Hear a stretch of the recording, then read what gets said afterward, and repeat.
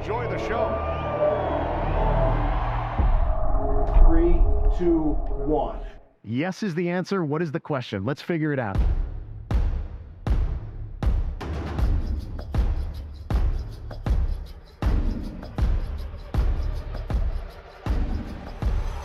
Our job is to entertain and embrace the fun and educate the fans and enthuse the fans and giving people something to talk about long after the game's over.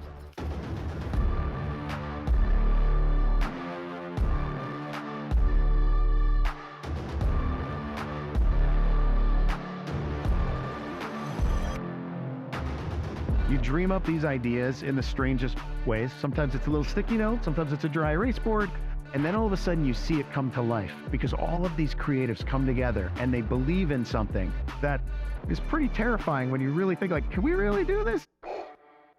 And it happens. My hero is Jonny Greco, the executive of the Vegas Golden Knights, the VP of Events and Entertainment. There, that man, he used to be with the WWE, who takes a whiteboard and storyboard and post-it notes and turns it into this.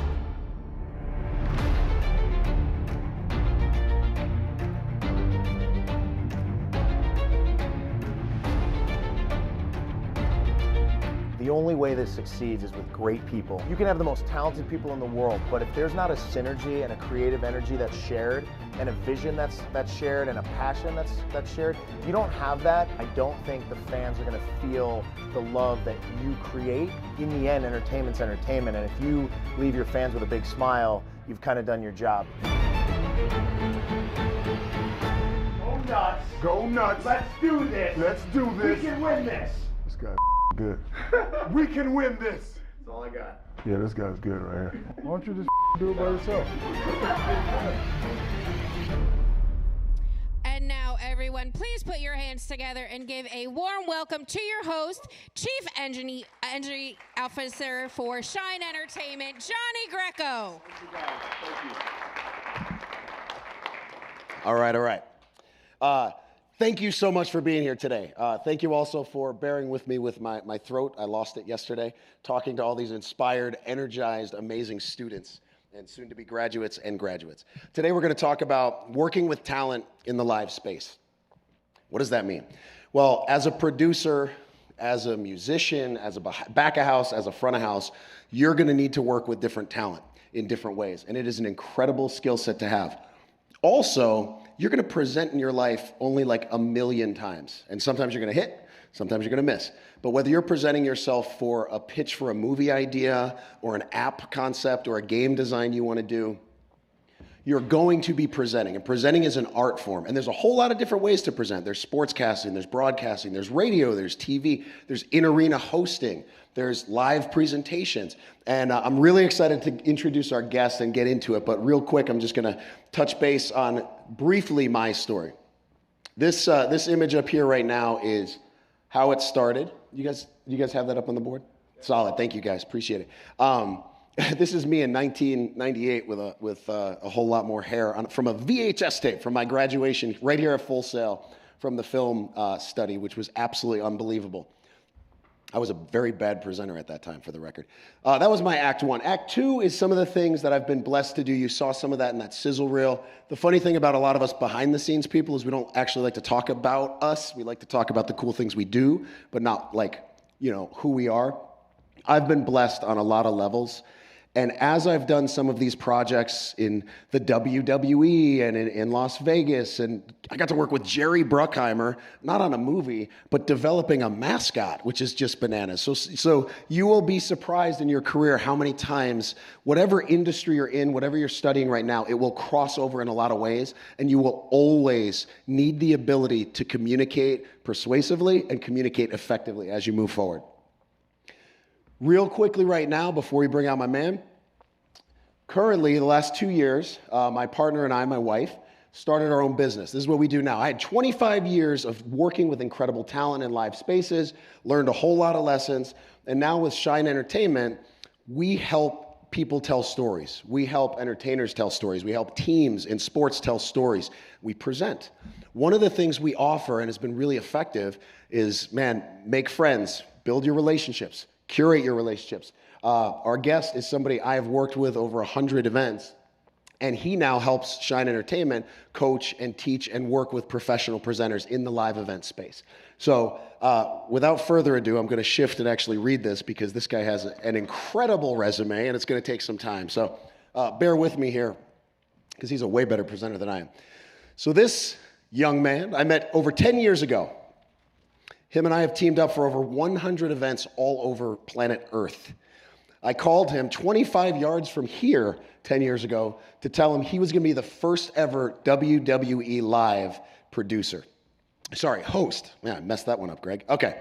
He is an announcer, a presenter who took a childhood dream and at the age of 21 packed that dream into a suitcase, ventured out of Ohio, where he's from, and onto a cruise ship. After creating the building blocks for his future on the mic and stage for 5 years as a cruise director, Greg Hutson became a professional host on stage and screen. That passion has now led to tens of thousands of hours logged in the form of TV, live events with networks like CBS, Fox, Great American Country, and global leaders in entertainment like the World Boxing Council, Walt Disney Company, and WWE, where he voiced 2 video games, ring-announced Friday Night SmackDown on Fox, and 5 WrestleManias in front of 100,000 people, along with millions around the world. Please give a Full Sail Hall of Fame welcome to my creative brother, Mr. Greg Hutson.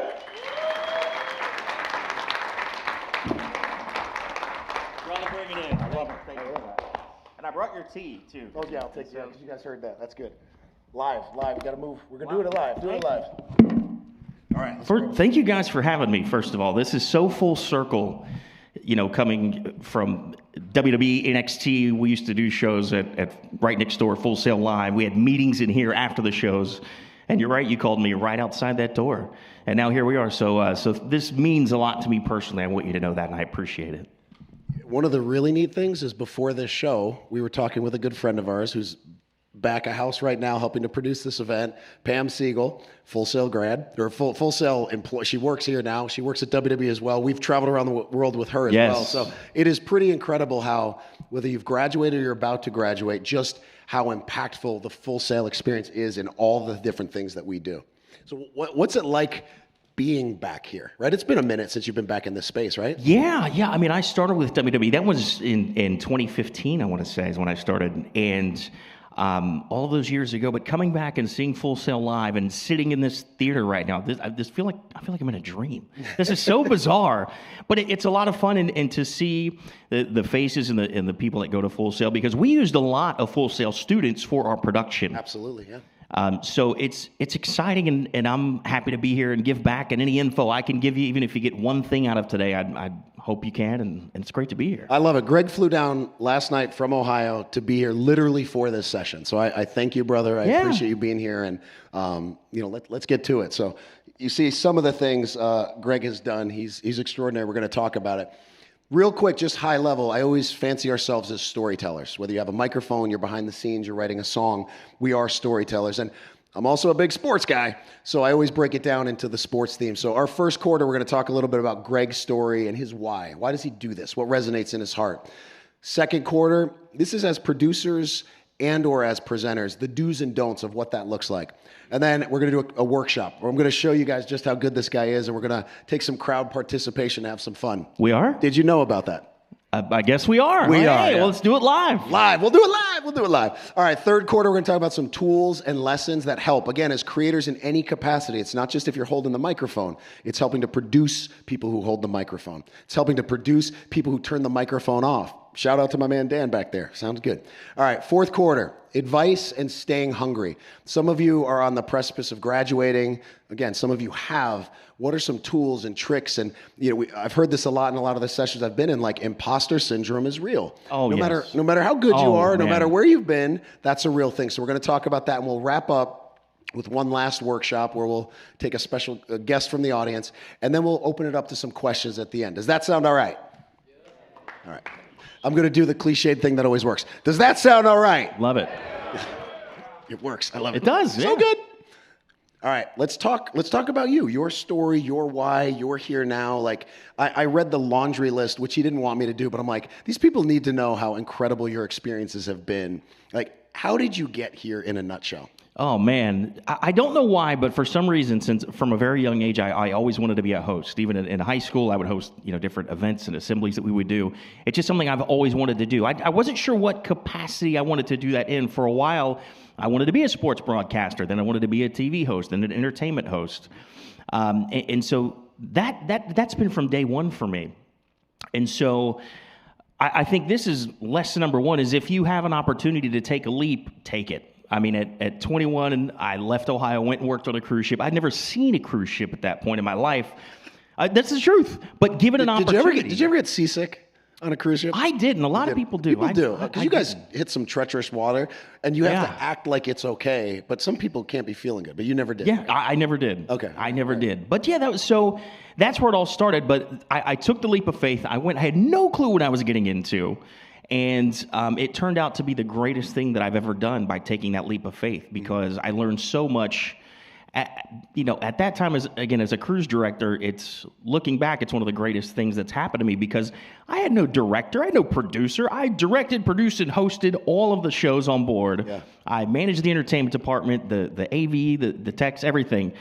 And it was a learn as you go kind of thing. Yep. But that only fueled my passion for what I wanted to continue to do. Yeah.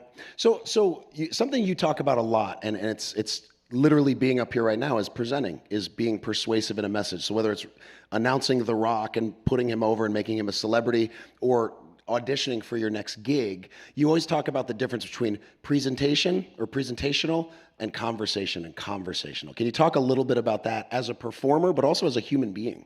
Sure. So for anybody that maybe wants to be a host or a presenter, or even from behind the camera, if you're going to be a producer or director, for me, one thing that I always teach people and tell people when they're hosting or presenting, and you could do it from the other side of the camera for your host or presenter, is talk to everybody like they're one person in the room. Like right now, I want this to feel like it's Johnny, you, I, and this is the third person in the room. Yeah. I don't want to talk at you. Next, we're going to talk. You see the difference there? Like, I would tune me out in 2 seconds if I started talking to someone that way. So that's what I mean by conversational, being an amplified version of yourself on the microphone. Now, that does take time, because what you find is a lot of people, when they get into presenting and hosting, is they start by just doing an impression of what they think a host is. Right. I'm going to sound like a radio guy. I'm going to sound like a TV guy. And you can sniff that out right away. Yeah. You can sniff it out right away that they need more hours. It lacks authenticity. Because when you have an authentic voice in anything, as a creator in any capacity, it just lands differently. It does. It feels real. And here's the secret, too, is you can do that and present that way. Be that amplified version of yourself in front of an arena like the Cleveland Cavaliers, in front of 20,000 people. Yeah. Yes, you're being conversational, but you are still being a larger-than-life version of yourself, but in a conversational tone. But everybody feels like you're talking directly to them instead of talking at them. Okay, now... Absolutely. It's one small thing, but if you can get comfortable enough in doing that, man, it makes such a difference to your audience. It makes a huge difference to the audience. Really does. All right, so what I want to do now is talk about this clip right here. Oh, this. Yeah. So this is kind of amazing, kind of awesome. You've literally traveled around the world. 49 states, 6 continents. Okay, 49 states, 6 continents. Yeah, Alaska keeps eluding me. I can't seem to get to Alaska. Anybody has any work in Alaska for a working? I'll call a bingo game in just to say you did it, right? In Saskatchewan, whatever. Or no, that's Canada. That's Canada. I don't even see. That's why they won't let me in Alaska. So this one here is a WWE live event, and normally you are speaking English to an English crowd.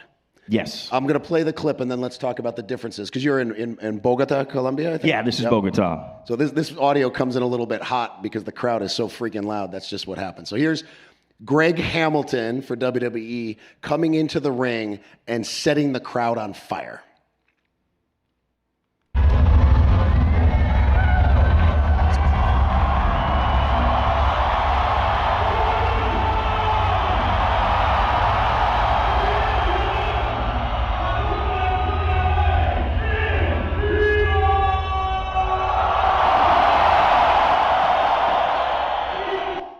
Okay, that gives me chills. That was fun.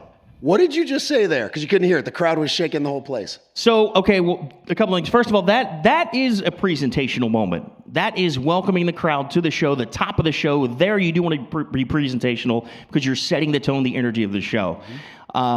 So that was in Bogota, Colombia. So we talk about this a lot, did my homework and made sure that I could welcome the crowd to WWE Live. In their native tongue. Yes, ladies and gentlemen, yes. So, and that goes into something we talk a lot about doing your homework and the difference that can make. So the bus ride over, I rehearsed just to make sure I would get it right. Yeah. And they'll call you out if you mess that up. Yeah. Otherwise, just do it in English if you're not going to get it right. Right. Yeah. They're going to yell at me. But so, no es correctamente. Lo siento. But yeah, so that was a great moment in Bogota. But doing your homework and learning their language, especially when you're traveling as much as we did, makes such a difference. There's also something I've heard you talk a lot about is using less words, getting to the point. You didn't say a whole lot there to be incredibly effective, right? Sometimes, all right, we got 30 seconds left and you're the producer and that's what you were told and you think that's it. Okay, Greg, 30 seconds.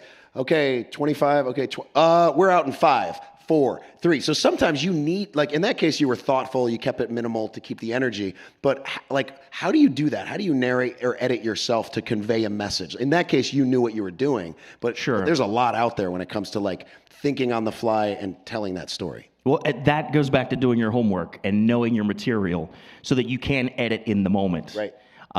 We might have, so I bullet point a lot of stuff. I try not to do everything verbatim for that exact reason. If you're my producer, you need me to get out in 30, and I've got a minute worth of content left. Chop, that's it. On the fly, yeah. But that comes back to doing your homework. And even as, as producers or directors out there that you're working with talent, I as a host, and I say this because Johnny is my favorite ever producer. I love working with him. I felt challenged every single time we did a show. It didn't matter where it was, how many times we'd been to that town, how many times we'd done that show.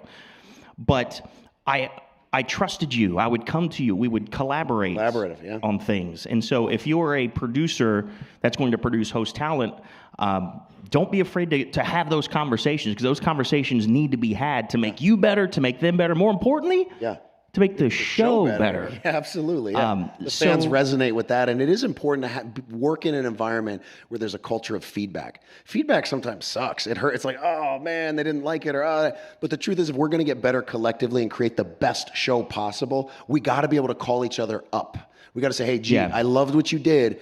Plus it up. Maybe try this. Hey, G, that one didn't land. And you're like, oh, it didn't? Yeah, I didn't know. Cool, I'll fix it. If you work together, the holistic approach elevates, right? The rising tide raises all the ships. I agree. But if you listened and you heard what he was saying right there, he said, let's plus it up. Yep. He didn't say that stunk.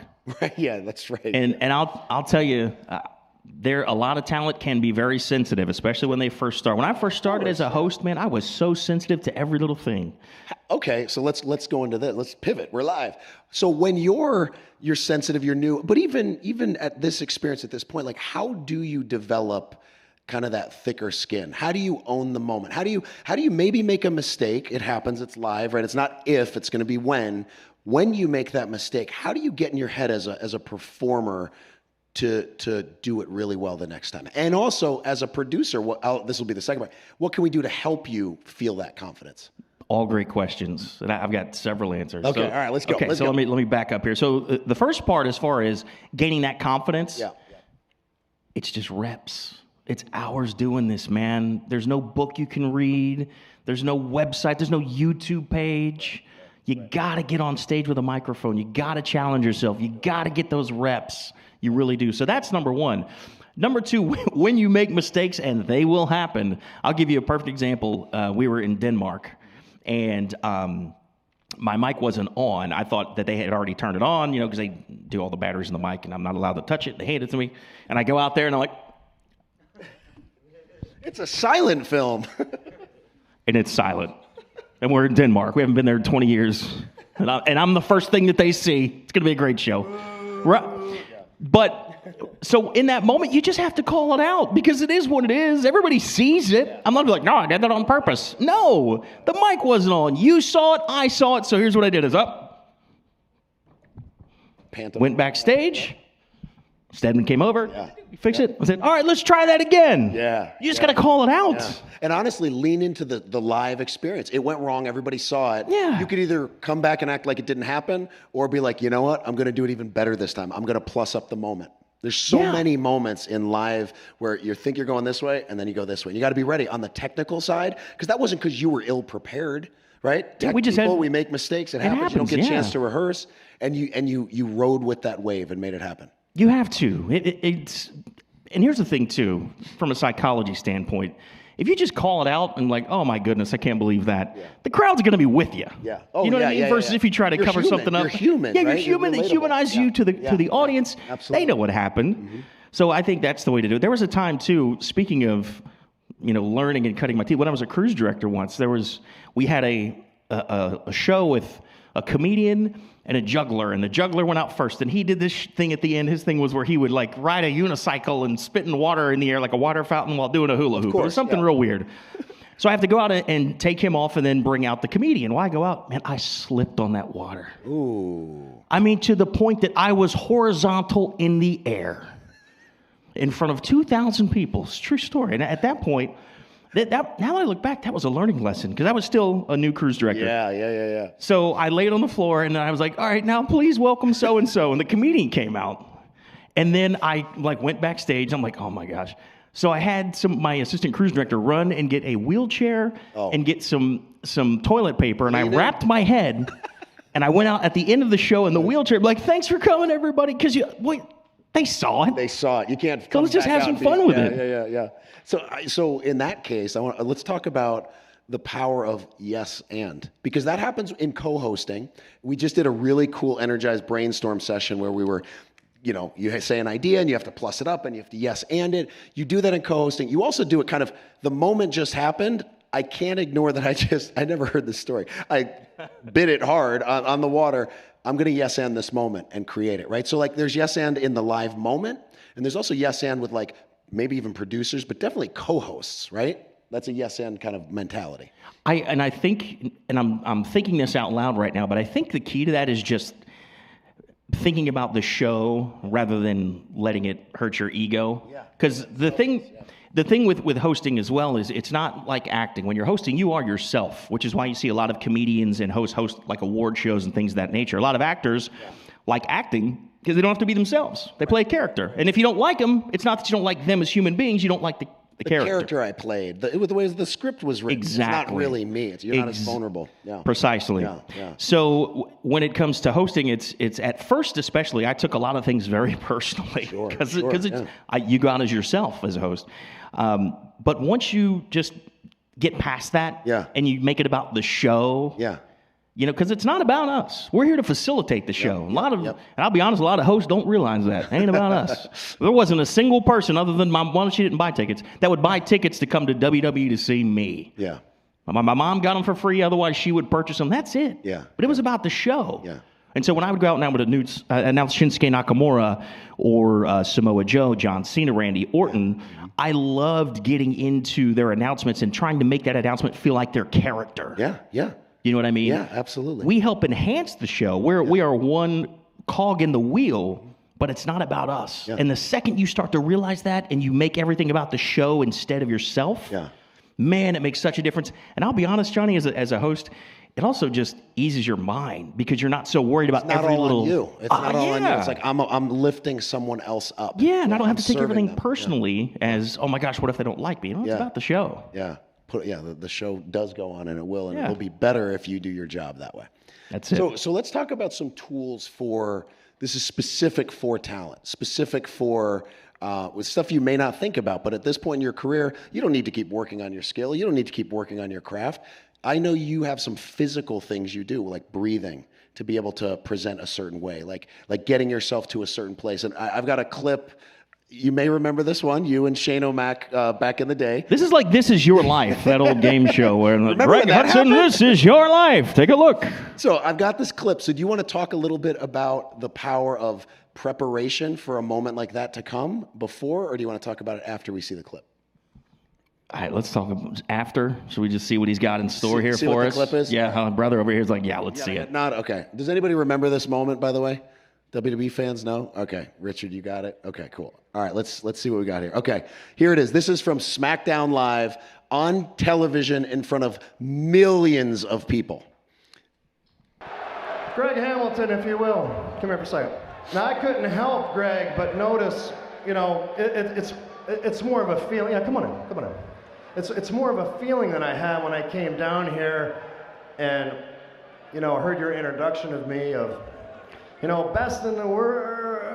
It was like you were getting kind of stuck, you know what I mean? So it wasn't like that WrestleMania one when I was in the ring with you and we really built that. So I got to ask you a question. Well, what's going on tonight? Sir, with all due respect, when I got to the arena today, I actually had several WWE fans threaten me that if I did call you best in the world, that let's say something bad would happen to me. So, well, I was a little fearful, to be honest. I need you to just forget about one thing. You never, ever, ever have to worry about any of these people doing anything to you. What you need to worry about is, well, the one standing right in front of you. So listen to me, okay? This is very important, and you better get this right, okay? Say it with conviction, and you do it with pride. You understand me? Are you sure? All right.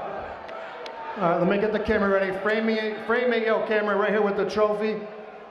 All right? If you would, please.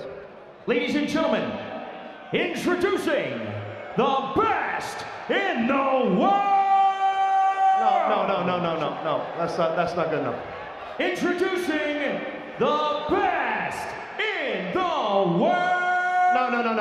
No. God, man, what is the matter with you? Come here. This is embarrassing. Listen, come with me. We have a live TV show to do here. Get this right. Let's go. Come with me.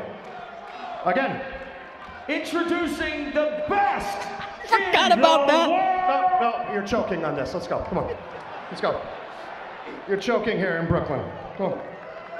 This was on live television? Again. Introducing the best in the world. No. Still not right. You're not trying hard enough. Come on, what are you, crying? Huh? You're choking, you're crying, you got tears in your eyes? Seriously? Huh? Let's go, one more. Go ahead. Introducing the best in the world. No. Listen, this is your last opportunity to get this right. And if you don't, the ramifications will not be good for you. Reach down deep, Greg. I know you got it in you. Do it. Come on. Ready? Reach down deep, take your time. Don't be nervous. And let it rip like you mean it. I know you want it because you believe in me, so go for it. Deep. Introducing the best in the world.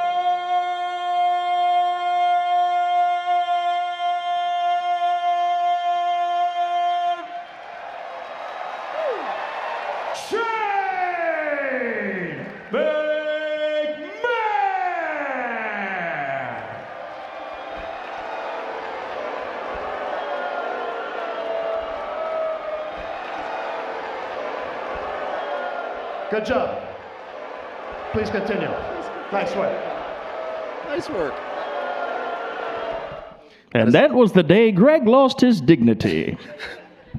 That was insane. In front of millions of people, you have to repeat and go again and again. And Shane is physically beating you up. And you got to be in a certain position to present properly. Then you're going through the ropes and you're like underneath compressing. We didn't rehearse that, by the way. Really? No. Oh my God. I didn't know he was going to take me. Oh yeah. He doinked you in the nose, right? At one point, Yeah, he just hit you right. it was a little stiff with the tie pull and the. Yeah. It was a little stiff. Okay, so that moment wasn't about that moment. That moment's about 20 years plus in this world, in this field, working on your craft. Yes. You weren't able, you would have been fired in that moment. He would have beat you up if he didn't do that, or if you stopped saying it before he did that. So you didn't know how long that was going to go. And you're feeling the vibe of the live crowd. Yes. You get to that moment, like, how are you prepared for that sort of experience? Because that's bananas. Well, so that was actually an entire storyline. So I had to do that probably a total of 20 to 30 times over a course of several months, because that story with him being best in the world lasted several months. So every time he would come out, I would have to do that. And I had to hold it until he did this. And there were times, I'm not kidding, I'd be ringside looking up and Shane's in the ring, and he's looking down at me doing this, and he's kind of winking, like waiting until I turn blue, and then like messing with me sometimes. But because I knew I would have to do that week in and week out, like you have to be prepared for that stuff.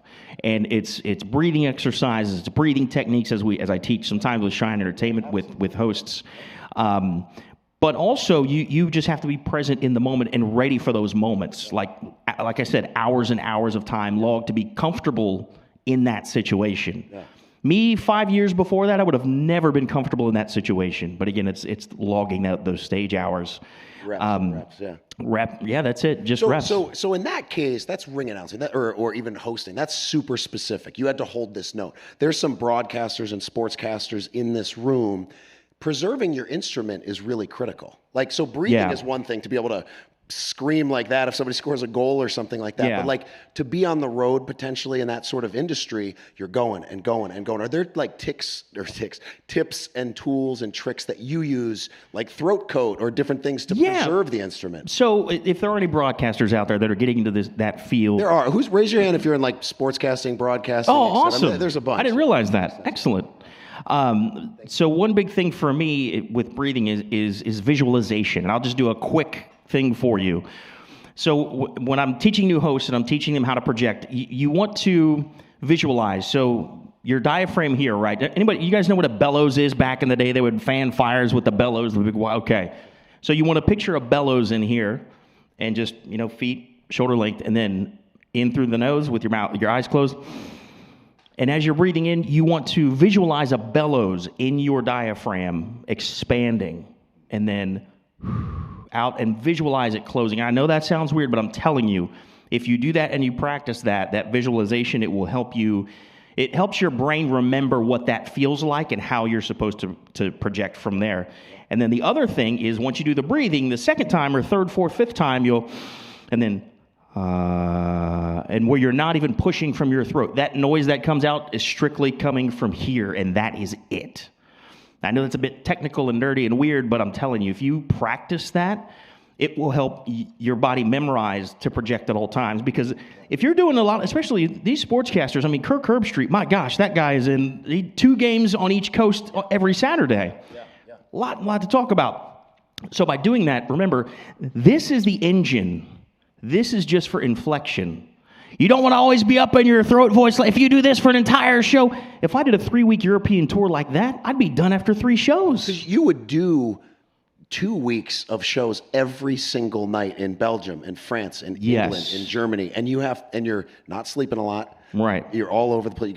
You're getting physically beat up some days, and you need to protect that instrument. Yes, absolutely. So for tours like that, especially for me, it was crucial. I couldn't do an entire tour if I didn't have that technique nailed down. But also for broadcasters, for sportscasters, it's great to learn it early. But yeah, this is the engine.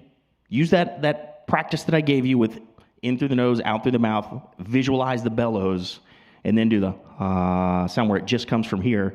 And you've got to learn that this is where the meat of your vocals come from. This is just for inflection when you're excited about something, but it's still coming from here. So to be dynamic in the presentation. Yes. Does anyone in this group, have you guys practiced breathing exercises? Is that something you guys work? Is there, raise your hands if you have. I'd love to. All right, so it's familiar to some of you for sure, but definitely a tool in any capacity of presenting, like not like me with my throat all throated. Well, you've done like 6 shows every day for the past. There's been a lot, and I'm not a professional host at all. I want to do something really fun. We just saw you ring announce a WWE legend superstar in Shane McMahon, but how about we create a new character right now and we kind of put you on the spot, and I'm going to need help, crowd participation please, to ring announce. We'll skip this. You're a big foodie, so I want to talk about food. Yeah, big food. That's another. We got to talk about like when you're on a food show and they're like, "Here, taste this delicious food," and you're like, and it's not good. Like I want to talk about improv there. All right, I will. Yeah, we can talk about that. So this is what we're gonna do, and again, crowd participation. We're gonna make a hero. What? Yeah. Okay. So let's see how good Greg Hutson really is. True story. I have no clue what we're doing. I legit no idea. Okay. Does anybody know what animal that is? Wow, that's a lot of people. I thought it was a hamster. Greg, this is a chinchilla. It is from Peru, South America. There's a theme here, right? Always storytelling. Okay, so we're going to make a chinchilla a hero, and I want you to ring announce or introduce this chinchilla. But I got to ask the group because we're going to build this out, and we can write notes if you need notes to archive what it's going to be. There, if you want to write the back of this. Are you serious right now? Yeah, let's do this. This is going to be fun. All right, so I'll stand. This is fun. It's live. Yeah, it's live. Let's go. Yeah, it's We've a lot done of fun, Johnny. We've done way weirder things than this. Okay, and just you guys can shout it out or raise your hand or whatever. Is the chinchilla a guy or girl?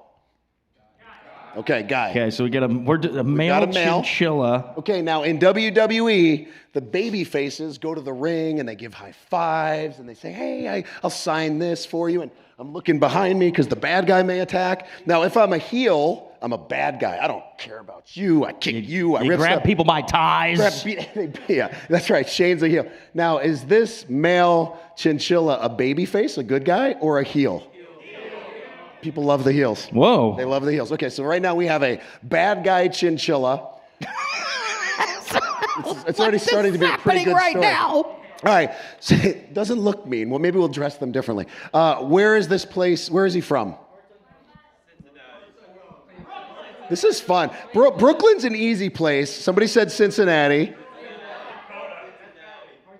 Death Valley's like so on the nose. Like if he's a bad guy from Death Valley, that's give me one more. I heard Cincinnati. Did I hear? Let's do Cincinnati. You're a Cincinnati guy. I'm from Cincinnati. Give me something different because I'm from there, though. Okay, you've said Cincinnati. What?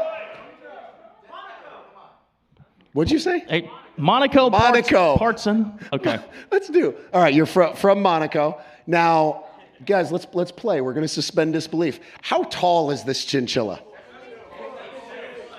6'4" I got. That is a terrifying visual. Thank you for that. I'm glad you guys are having fun with this, by the way. At my expense. This is mocking laughter I hear out here. Let's make it as hard for this man as we can. A 6'4" chinchilla. A 6'4" chinchilla. Yeah. Okay. Sounds like an M. Night Shyamalan movie. Kyle, how much does this chinchilla weigh? How much? Okay, 300. Hold on. We're in. I'm gonna yes and plus this up. We're in Orlando, right? Winter Park, Orlando. Area code's 407. Let's tell a story. 407 pounds. Right, we're going deep. There's a Y behind it. Thank you for that idea. All right, wait. Okay, we're not going to have the actual music, but if this male chinchilla from Monaco who weighs 407 pounds, who is a bad guy, had music, what kind of music would it have? Enter Sandman's a good one. What I heard somebody say it. Goth? What? Bad Bunny, Kickstart My Heart, classic. All right, let's go Bad Bunny. He's maybe a Latin chinchilla. That makes sense. I like that. Okay. Am I saying this? No, that one you don't have to say. Okay. No, that one won't make sense, but I was just curious to see. Okay. And I love that you guys are sharing the vibe right now. This is me fun. too. Okay, now this one's a lot harder. Let's do two names, first name and last name. That's more fun. Give me some. I'm going to point out because I won't be able to take it all in. Does anybody raise your hand if you have a name idea? First name or last name? Richard, first what do you got? Or last? Chinzilla. That's pretty good. No, but we could write these down. Let's workshop this for a second. Yeah, keep going. I'm going to put a couple down here. What do you got? Chinchillio. That's very good. There's no bad ideas here, by the way. Right? We're creating. We're having fun. Let's inspire one another to throw out craziness. Laura, is that you, Laura? Hey. Gregan, the chinchilla. Okay. No, he's gonna announce this afterwards. I want to get the ideas. I am? All right, what do you got? You are definitely announcing this. Let's go simple. Bob the bad guy, the 6'4" chinchilla from Monaco. Bob. Okay. Any other names? Go ahead. Yeah, I was gonna say. Let's think. Give me just a very mean, a name that sounds very malicious character. The killer. That might be it. I might combine the two. Chinzilla the killer. Okay. See, this is workshopping, brainstorming. Okay. All right. So we got Chinzilla. Now I'm into it. Okay. A minute ago I didn't know what was happening. Now you guys are buying it. I'm gonna buy in here. Let's do. So what about a last name? I need a last name. Beautiful pronunciation. I think Rodriguez. That's good. Do you need any characteristics or weapons or tools? Weapons you may have enough at this point, but let's see. Talk amongst yourselves as I try to put this together. Dan, and it's fine if you don't have it. Is there any? That's the theme song for our guy. Okay, stand by. We're going to bring that in a second. So, Greg, we're going to produce this live. Okay. We'll do it live. We will. So the cue will be stand by, whatever name you decide, and I'll say go music, and then Greg will introduce it when it makes sense. Does anybody want to be Chinzilla for us so we can have a character real quick? Oh, Marion, come on down. Marion, Michael Vick, my guy. Okay, Marion. All right, so Marion, walk on down here. I'm going to have you stand over here, stage left. This is fantastic. This is so fun. This is like our careers. We get to do these. I know, this Marion, is come fun. over I'm here. just kidding. I actually like the challenge of this. So, Marion, you're going to be over here because no one needs to see you yet. Yeah, so listen, brother, when you need to walk in here like I'm introducing you as this guy, all right? You can't just saunter. And no sauntering. You gotta sauntering. And so, Marion, when you do it, you come out here, do your thing, and then we'll escort you out at that point because people will be terrified seeing a chinchilla as large as you. This is what we do. This is kind of like a real life version of what we do. In the moment. Yeah, we've done auditions this way where people show up and like, hey, I'm here to audition. You're like, all right, cool, do this, and they're like, no, I'm done. Oh, that's true. Like, let's that's play. True. All right, so let me know when you have your announcement ready. Let's go. Right, let's just try it, right? Let's just give it a shot. Let's we're going to pretend the good guy is in here. The baby face is waving, kissing babies. The music's going to fade out. Stand by for Greg to make the announcement. Stand by Dan for audio. We won't actually cue lights, but we'll pretend lights are going to be cued. Stand by for Chinzilla. Crowd's waiting. Let's go, Chin. Let's go, Chin. Crowd's going nuts. And go music, Dan. Keep going. Bring it in. It's going to be hot. We can have some fun. All right, stand by for the announcement. Greg, on you, Greg, when you're ready. And his opponent, standing in at 6'4", weighing in at 407 pounds, hailing from his palatial state on the coast of Monaco, he is the Pet Smart Champion, Chinzilla, the Killer Rodriguez.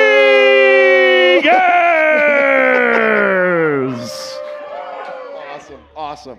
Thank you, Marion. Thank you guys for playing. That was super fun. Greg, way to go. You still got it, man. You still got it. Thank you. Right, isn't that amazing? Amazing.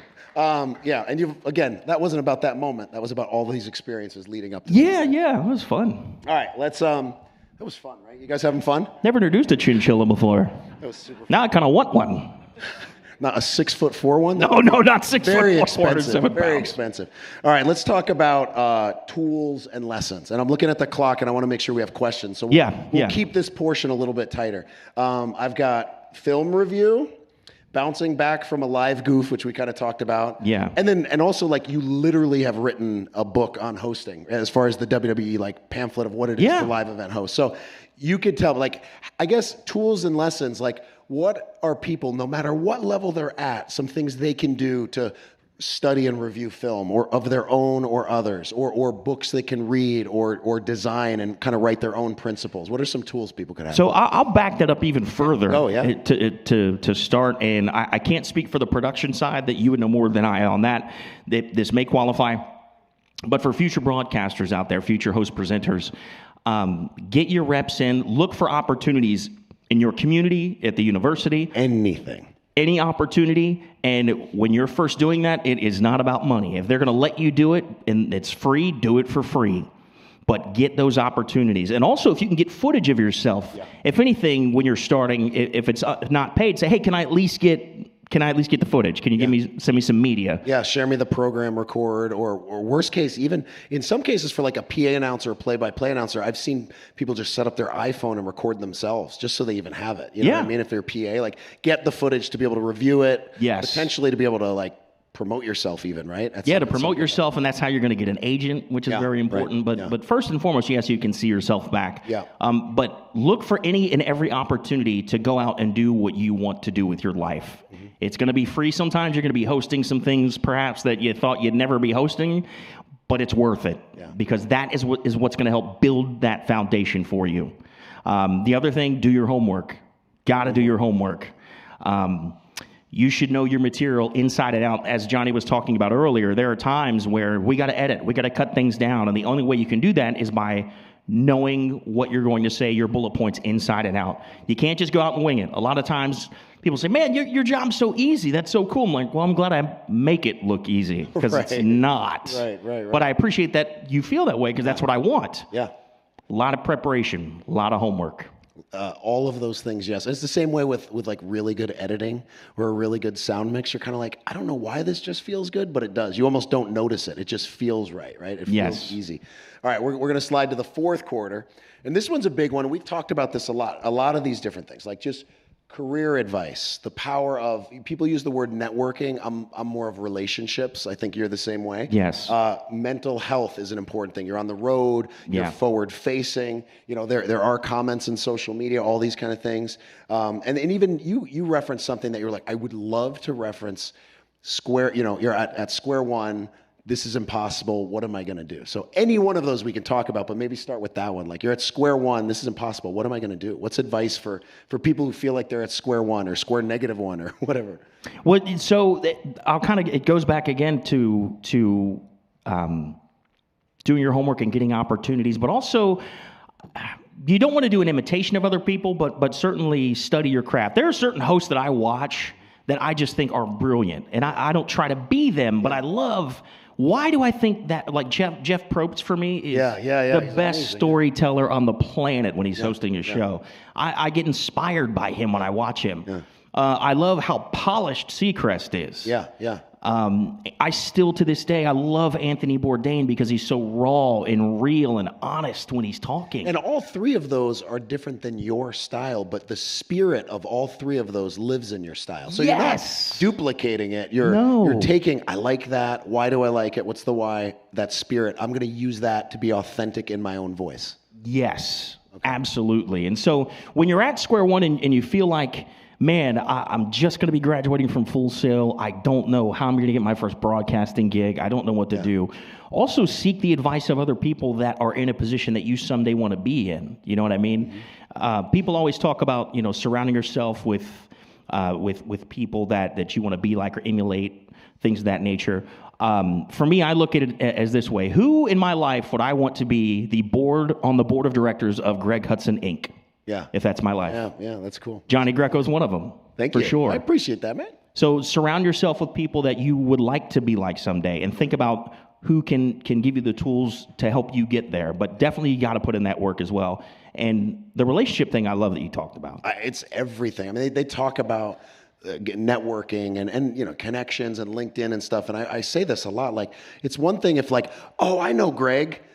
Cool. We know a lot of people, but does Greg know me? That's the next step.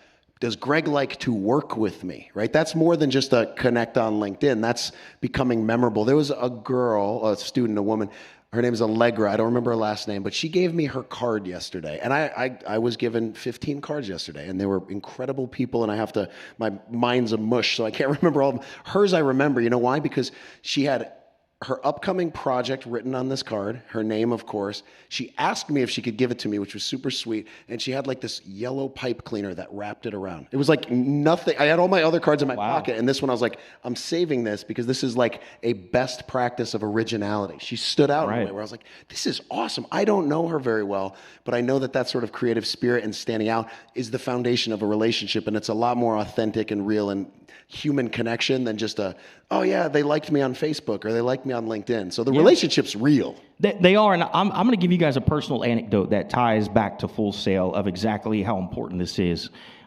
Building relationships, but building authentic relationships with people in your field is one of the most important things you're ever going to do, and is going to open doors you never thought would be open for you.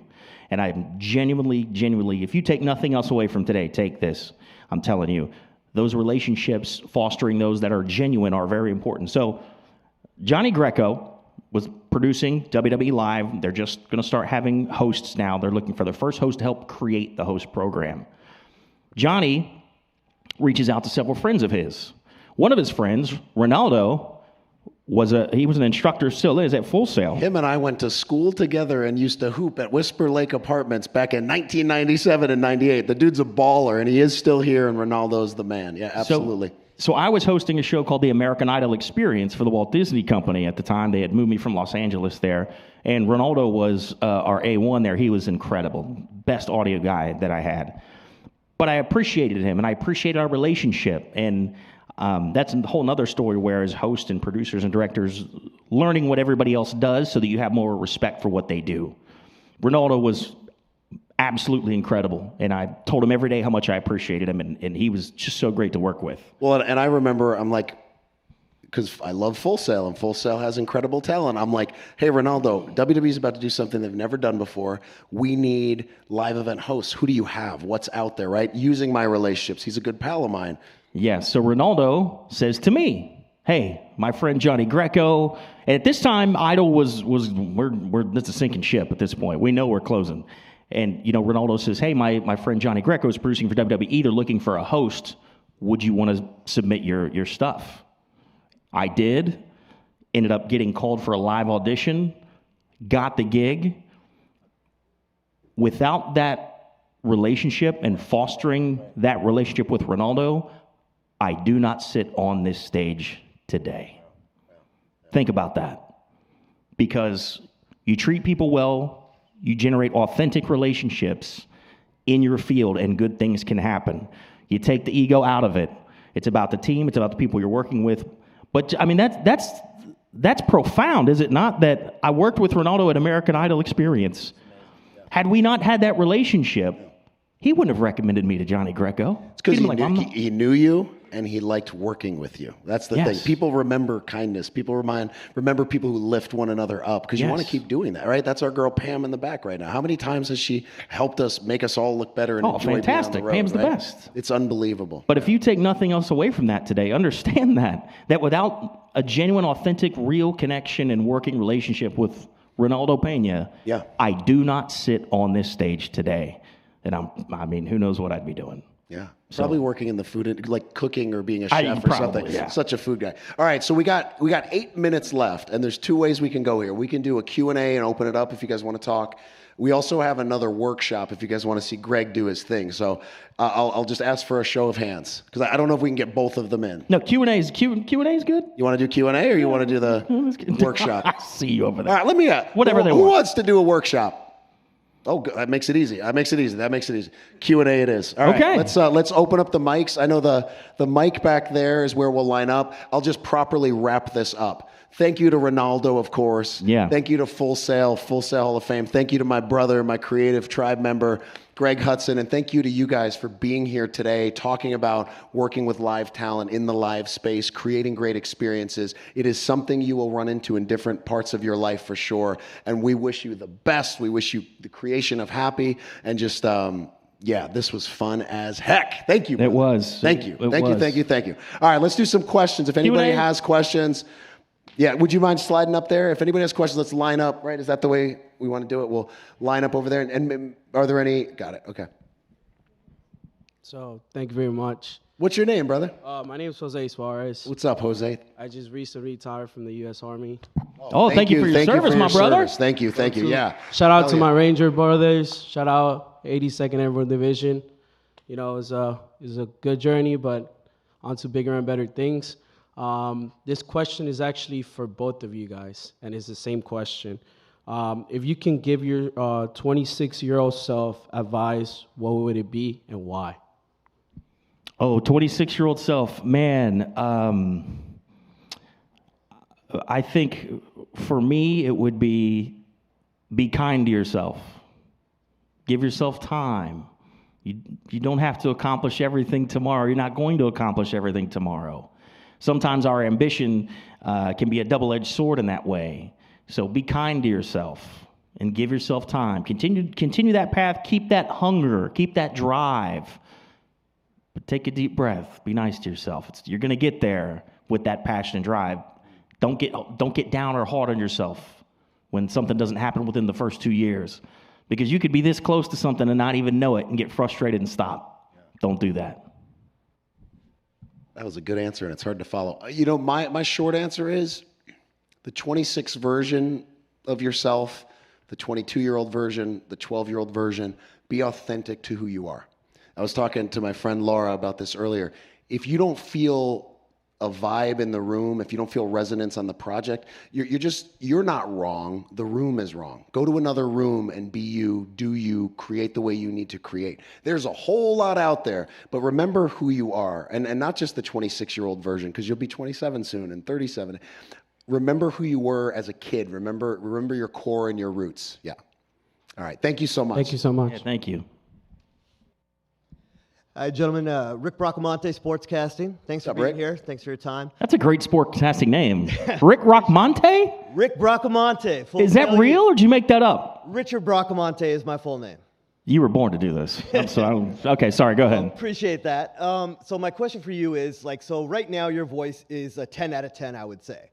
When you started, was it always a 10? Or, how much can you actually improve by practicing and reps and, that type of thing?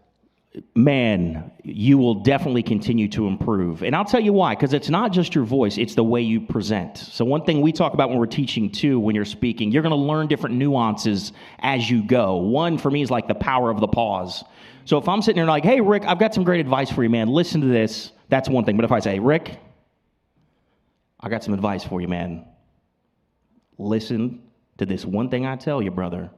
You see the difference there? Right. The power of the pause. People lean in when you... So you'll learn different nuances as you go, so you will still continue to improve. Vocally, you do the exercises I explained, and it will just come natural. You'll do it second nature. I mean, I'll call places or answer the phone. They'll be like, well, why do you sound like you're... I'm like, no, this is just how I talk now. But you will find other nuances along the way. You will always continue to improve. And look out for those things, too. Never become complacent. And that's not just for presenting as a professional on mic or on air. It's literally being interesting when you're on a job interview. It's literally being interesting while you pitch your concept to the room. It's a presentation skill that can go far and above just being on a microphone. And you'll continue to learn those as you continue to grow. Always look out for those. Cool. I just got one more quick thing, if you don't mind. One thing I really took away from you yesterday, Johnny, and what I wrote down was authenticity always. But let's say you're having a terrible day, you're down in the dumps, you don't feel it. You feel awful, but it's game time. It's showtime. You got to bring it up. You got to fake authenticity. How do you do that? Fake the energy for the moment.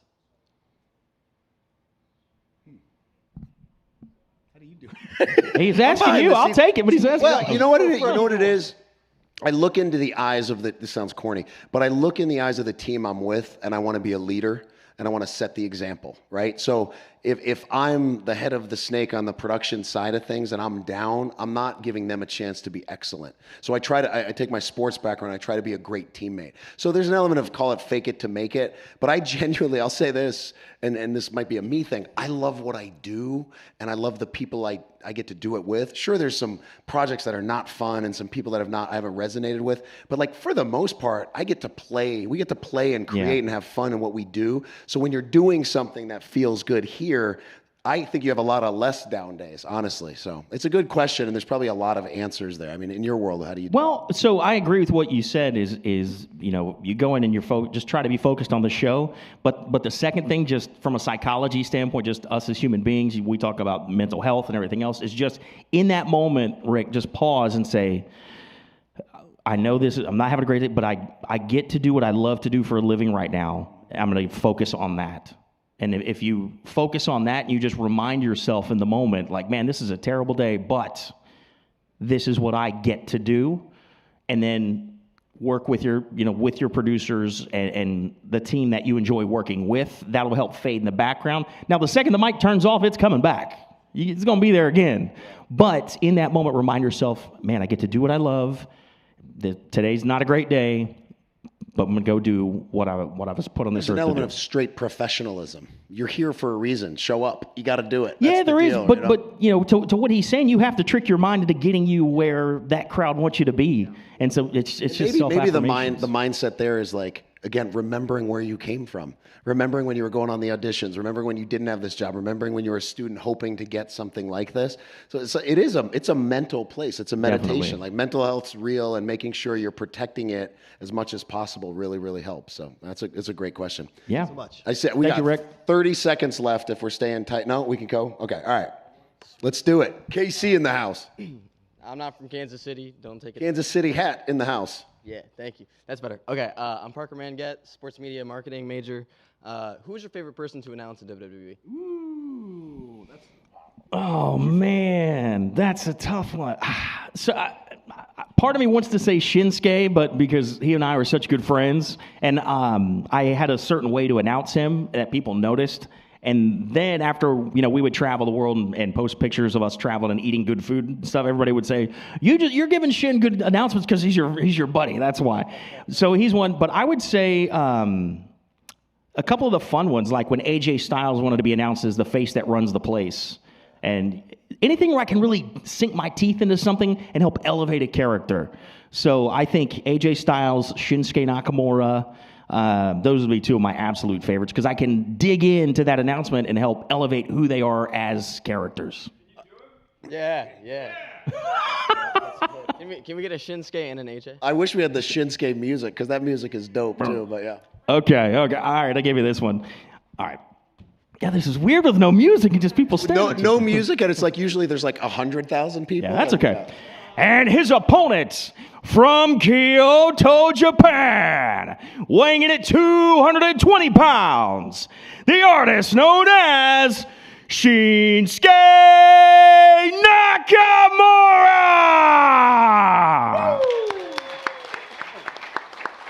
My man doesn't even need a microphone. He didn't need the mic. That's unbelievable. The bellows were going right there. It is. It's right here. And then, again, to get nerdy and technical, on the Nakamura, I do get a little bit in the throaty voice, but all of it's still coming from here, just for little nerdy stuff for any future hosts. I love that. That's a great question, like the favorite to announce, too. Yeah. Some of them are more, like, difficult to say because there's just maybe more things to say, but then you get a new one, like the face that runs the place. They probably say, this is the messaging. Announce it in a way that's really exciting, right? You're kind of building a character in a way in that sense. So it's fun. I want to ask you the question: Who is the hardest person to announce? Is there like one that the name or the? I don't even know if there would be.